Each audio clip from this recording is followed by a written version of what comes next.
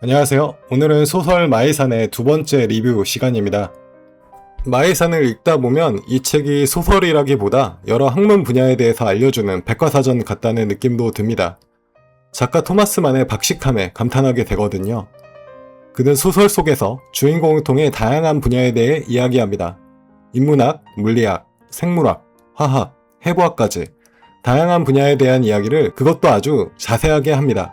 어쩌면 이러한 점 때문에 마이산이라는 소설을 수면제라고 평가하는 분들이 있는 건지도 모릅니다. 긴박하게 사건이 전개되고 인물이 시련을 통해 성장하는 것처럼 화려한 서사를 다룬 소설이 아니거든요. 그래서 철학적인 사색과 진지함을 좋아하는 분이 아니라면 이 소설이 지루하고 재미없다고 생각하는 경우도 있는 것 같습니다. 그나마 소설에서 빨리 읽히는 부분이 있긴 합니다.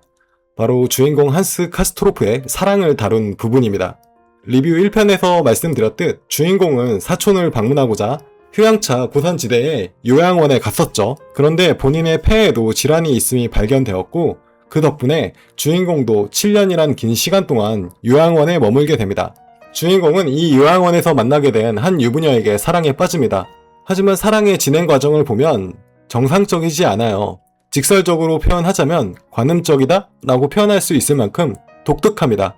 왜 그런지 설명을 드리겠습니다.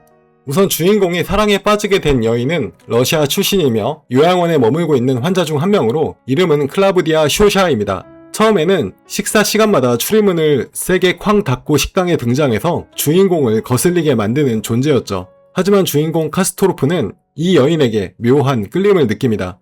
러시아인이었던 쇼샤의 날카롭고 긴 눈매가 그의 학창시절 짝사랑의 눈매와 매우 닮아 있었거든요.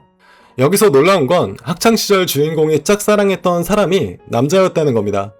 바로 히페라는 같은 학교에 다니는 한 학년 위의 남학생이었죠. 하지만 카스토로프는 멀리서 히페를 관찰하고 그를 몰래 엿보기만 할 뿐 좀처럼 히페에게 다가가지도 않았습니다. 그는 단지 히페를 관찰하는 것만으로 즐거워했고 멀리서 바라보는 것만으로 만족했습니다. 멀리서 바라보고 동경하는 것만으로 설렘을 느끼고 행복을 느끼는 그런 형태의 사랑이었던 것이죠. 이는 사춘기 무렵의 청년이라면 누구나 겪을 수 있는 감정이기도 한데요. 동경할 만한 대상을 설정한 뒤 자신의 마음속에 그려낸 상대방의 이미지를 좋아하는 것이죠. 오히려 가까이 다가가면 자신이 그려낸 상상 속의 이미지가 무너질 수도 있기 때문에 다가가는 걸 두려워하는 경우도 있습니다. 실제로 카스토로프가 히페에게 다가갔던 순간도 딱 한 번뿐이었습니다. 용기를 내어 히페에게 연필을 빌린 것이죠. 이때의 짧은 대화가 둘 사이의 유일한 접점이었습니다. 히페에게는 아무 일도 아니었겠지만 주인공은 그 일을 아주 특별한 추억으로 간직하고 있었습니다. 작중에서 카스토로프는 20대 중반의 청년으로 나옵니다. 하지만 사랑에 있어서는 사춘기 시절에서 더 이상 성장하지 못한 모습을 보여줍니다. 그는 히페를 멀리서 바라봤던 것처럼 쇼샤를 멀리서 바라보기만 합니다. 그는 쇼샤의 관능적인 몸짓과 길고 날씬한 체형에 강한 끌림을 느끼지만 그녀와 적극적으로 대화를 나누거나 자신의 마음을 표현하지는 않습니다.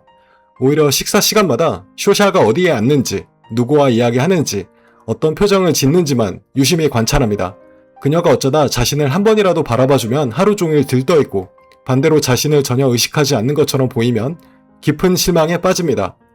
카스토로프가 히페를 좋아할 때와 다른 점이 있었다면 그녀의 외모와 육체적 매력에 깊게 빠져 그녀를 소유하고 싶다는 욕구를 강하게 느꼈다는 점입니다. 사실 사랑의 시작이 이렇게 상대의 육체적 매력에 대한 소유 욕구로 시작되는 게 이상한 일은 아닙니다. 하지만 그 욕구만을 가진 채 아무런 행동을 취하지 않는다는 점에서 주인공은 여전히 사춘기 시절에 머물러 있는 것 같다는 느낌을 줍니다. 보통의 사람이라면 상대와 가까워지기 위해 용기를 내 대화부터 신청을 했겠죠. 하지만 카스토로프는 바라보고 지켜보는 행위 자체가 사랑의 핵심인 것 마냥 계속 지켜보고 관찰만 합니다. 그렇게 카스토로프는 쇼샤의 성격이나 어떤 다른 특징도 알지 못한 채 그녀를 사랑합니다. 즉 쇼샤의 외적인 모습과 육체적 특성에만 집중하며 자신의 마음속에서 만들어낸 이미지를 사랑하는 것이었죠.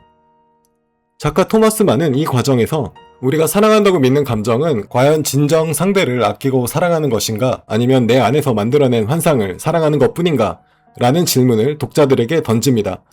결국 그렇게 반년이 넘는 시간을 쇼샤를 바라만 보며 허비하던 카스토로프에게도 변화가 찾아옵니다. 그 변화는 요양원의 사육제 행사, 이른바 발푸르기스의 밤에서 시작됩니다. 평소와는 달리 술과 축제의 열기에 휩싸인 요양원은 모두가 들떠 있었습니다. 그리고 이날만큼은 카스토로프도 더 이상 멀리서 바라보기만 하는 소극적인 청년이 아니었습니다. 술을 많이 마신 그는 술의 힘으로 용기를 내어 쇼샤에게 다가갑니다. 흥미로운 것은 카스토로프가 그녀에게 꺼낸 첫 마디입니다. 그는 다짜고짜 사랑을 고백하지도 자신의 감정을 늘어놓지도 않습니다. 대신 어린 시절 히페에게 말을 걸 때처럼 연필을 빌려주세요 라고 쇼샤에게 말합니다. 실제로 사람들이 하고 있는 게임에 참여하기 위해서 연필이 필요한 상황이기도 했거든요. 이 장면은 작품 전체를 통틀어 가장 상징적인 장면 가운데 하나입니다. 어린 시절 단지 상대를 멀리서 바라만 보고 동경만 해야 했던 감정을 넘어 이제 적극적으로 손을 뻗쳐 사랑을 이루려는 그의 노력이 시작된 것이죠. 그날 밤 두 사람은 오랜 시간 동안 대화를 나눕니다. 카스토로프는 자신의 감정을 처음으로 적극적으로 표현하고 쇼샤 역시 그를 이전과는 다른 시선으로 대합니다. 쇼샤는 진작에 말을 걸지 그랬냐며 아쉬움을 표현하기도 합니다. 그래서 독자들은 두 사람이 마침내 사랑을 이루는 것이 아닌가 하는 기대를 품게 됩니다. 하지만 쇼샤는 하필 다음날 요양원을 떠나기로 예정이 되어 있었습니다. 그로 인해 카스토로프는 다시 긴 기다림의 시간 속으로 들어갑니다. 쇼샤는 떠나기 전 카스토로프에게 다시 돌아온다는 약속의 증표로 그녀의 흉부 X선 사진을 남겨줍니다. 그리고 이 증표는 주인공이 오랜 시간을 견디게 하는 힘의 원천이 되죠. 향후 몇 개월이 지나 쇼샤는 다시 건강 문제로 인해 요양원에 들어옵니다. 하지만 이번에는 네덜란드 출신의 부유한 사업가인 피페르 코른이라는 남자와 함께 돌아오죠.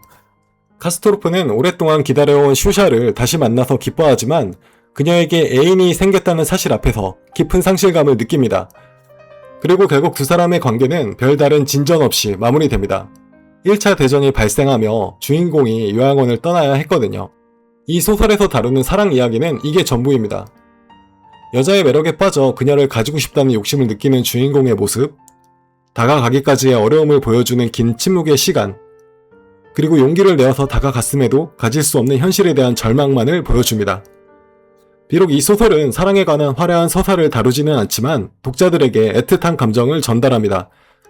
가지고 싶음에도 그저 바라볼 수밖에 없는 단계의 사랑에서 벗어나 상대에게 말을 걸고 상대의 실체를 알기 위해 용기를 낸 주인공의 모습을 통해 사랑에 서투르던 시절 우리의 모습을 떠올리게 하는 것이죠.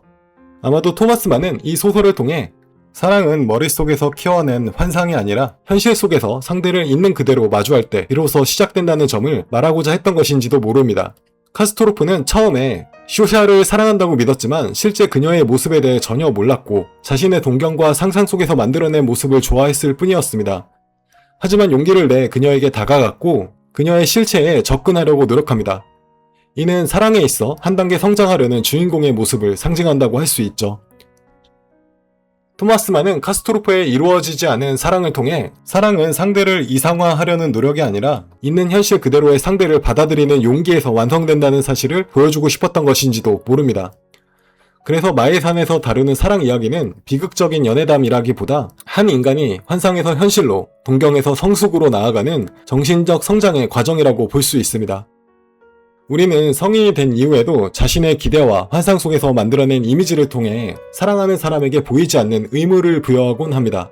내가 생각한 너의 모습은 이러했고 바로 그런 모습을 기대하며 너를 사랑했으니 너는 계속 그런 사람이어야 한다는 생각을 알게 모르게 상대에게 강요하는 것이죠. 하지만 대부분의 경우 그런 모습은 상대가 우리에게 약속한 것이 아닙니다.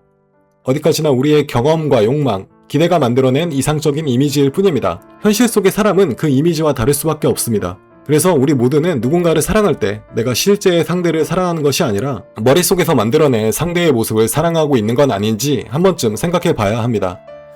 소설 마이산에서 가장 재미있는 부분은 사랑 관련 이야기지만 안타깝게도 이 소설에서 사랑은 핵심 소재가 아닙니다. 그럼에도 이 긴 소설을 중간중간 재미있게 읽도록 해주는 부분이 사랑 관련 이야기라고 할 수 있습니다. 여러분은 주인공의 사랑을 어떻게 생각하시나요? 댓글로 많은 의견 부탁드리며 오늘의 영상은 여기서 마무리 짓겠습니다. 감사합니다.